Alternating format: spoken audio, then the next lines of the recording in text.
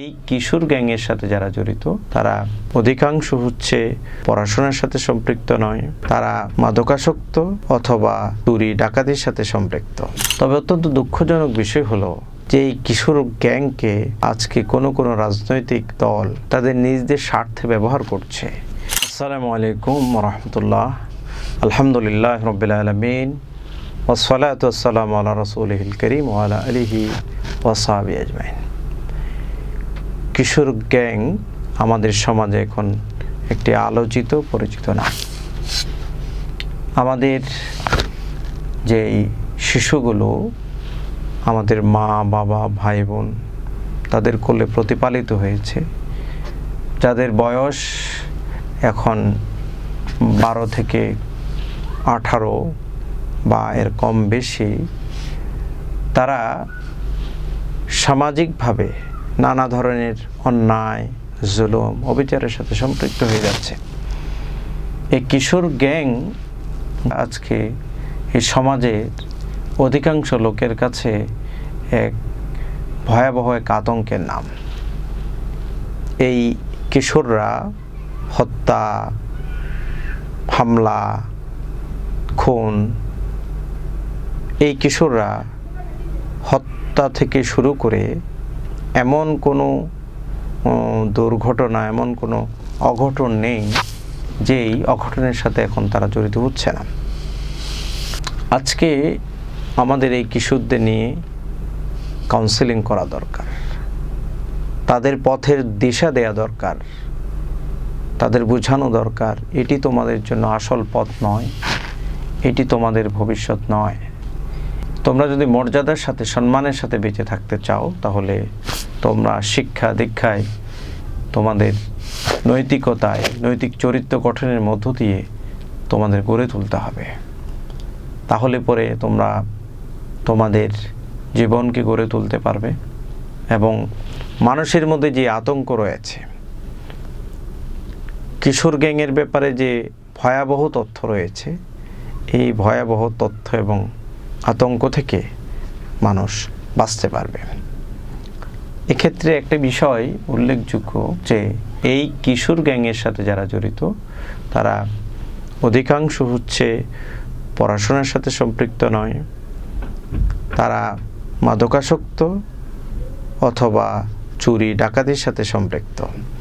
এই কিশোর গ্যাং যারা রয়েছে তাদের পরিশুদ্ধ করার জন্য কাউন্সেলিংয়ের পাশাপাশি তাদেরকে কর্মদক্ষ করে বিভিন্ন হাতের কাজ তাদের শিখিয়ে, তাদের নানা ওয়ার্কশপে তাদের ট্রেনিং দিয়ে 6 মাসের 1 বছরের, আমরা যদি আমাদের সমাজের দায়িত্ব যাদের আছে তারা যদি নানা কাজের সাথে তাদেরকে সম্পৃক্ত করে দিতে পারি, তার জন্য যেভাবে কল্যাণ হবে, তার পরিবারের জন্য কল্যাণ হবে এবং সমাজ থেকে এই ভয়াবহ অবিচার, ভয়াবহ এই পরিস্থিতি থেকে সমাজ রক্ষা পাবে।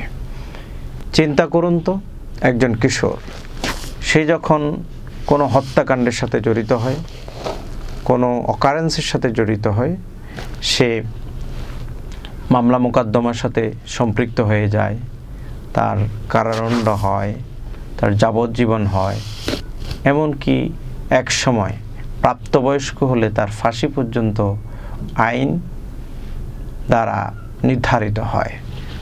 তাহলে তার জীবনটা নিঃশেষ হয়ে যায়, তার পরিবারের আশা নিঃশেষ হয়ে যায়। এই জন্য এ ধরনের কিশোরদেরকে আমরা তাদেরকে যদি গাইডেন্স দিতে পারি, তাদেরকে যদি কাউন্সেলিং করতে পারি, তাদের পাশে যদি আমরা দাঁড়াতে পারি, তাদেরকে যদি স্নেহ মমতা দিয়ে তাদের এই ভুল বিষয়গুলো ধরিয়ে দিতে পারি, তাহলেই কিন্তু আমরা এই কিশোর গ্যাংয়ের এই জায়গা থেকে আমরা এই সমাজকে রক্ষা করতে পারব। তবে অত্যন্ত দুঃখজনক বিষয় হলো যে এই কিশোর গ্যাংকে আজকে কোনো রাজনৈতিক দল তাদের নিজেদের স্বার্থে ব্যবহার করছে। এটির কারণে তারা আরও বেশি আশকারা পাচ্ছে এবং আরও বেশি তারা ভয়াবহ ও ভয়ঙ্কর তাদের দানবীয় চেহারা নিয়ে তারা বিভিন্ন এলাকায়, বিভিন্ন মহল্লায় তাণ্ডব ছড়াচ্ছে, যা আমাদের জন্য একেবারেই অনভিপ্রেত। সুতরাং এক্ষেত্রে প্রশাসনের যেভাবে ভূমিকা আছে, সমাজপতিদের ভূমিকা আছে, ইমামদের ভূমিকা আছে, অভিভাবকদের ভূমিকা আছে, রাজনৈতিক নেতৃবৃন্দের ভূমিকা আছে এবং সর্বোপরি আপনার আমার সবার ভূমিকা আছে। তাহলে আগামীর দিনটি হবে সুন্দর সম্ভাবনার। আপনার সন্তান, আমার সন্তান, আমার ভাইয়ের সন্তান, আমার বোনের সন্তান, সবাই আমাদের আগামীর সম্ভাবনা গড়ার ক্ষেত্রে তারা ভূমিকা পালন করতে পারবে ইনশাআল্লাহ। আল্লাহ হাফেজ।